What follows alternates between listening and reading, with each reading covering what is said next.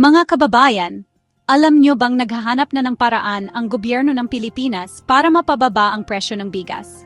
Para lubos ninyong maunawaan, tutok na rito sa Knowledge Vault, ang kabalikat ninyo sa mga napapanahong balita.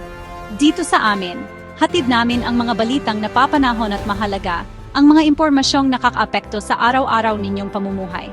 Ngayon, tatalakayin natin ang mainit na usapin na laman ng hapagkainan ng bawat pamilyang Pilipino. Bababa na ba ang presyo ng bigas?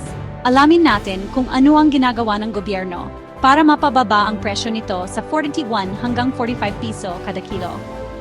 Dahil sa patuloy na pagtaas ng presyo ng bigas, idineklara na ng Department of Agriculture o DA ang Food Security Emergency. Layunin nitong mapababa ang presyo ng bigas sa 41 hanggang 45 piso kada kilo. Ayon sa South China Morning Post, ang presyo ng bigas ay umabot sa pinakamataas nitong presyo sa loob ng 15 taon ngayong 2024. Isipin ninyo, 15 taon. Sa ilalim ng deklarasyong ito, maglalabas ang gobyerno ng buffer stocks ng bigas mula sa National Food Authority o NFA upang maging stable ang presyo.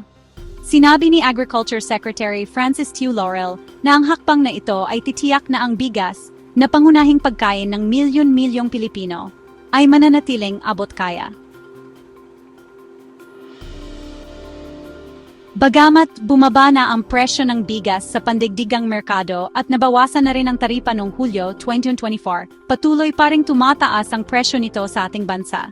Dahil dito, nagdeklara na nga ang DA ng Food Security Emergency.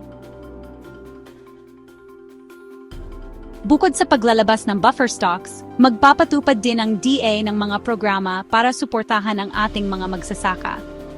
Kabilang dito ang pagbibigay ng subsidya para sa mga binhi at pataba at pagpapalawak ng mga proyekto sa irigasyon.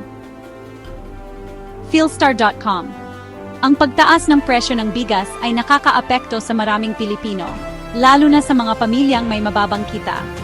Umaasa ang gobyerno na sa pamamagitan ng Food Security Emergency, mapapagaan ang epekto ng inflation at mapabubuti ang buhay ng mga mamimili. Philstar.com.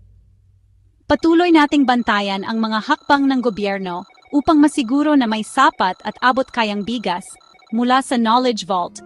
Maraming salamat sa panood.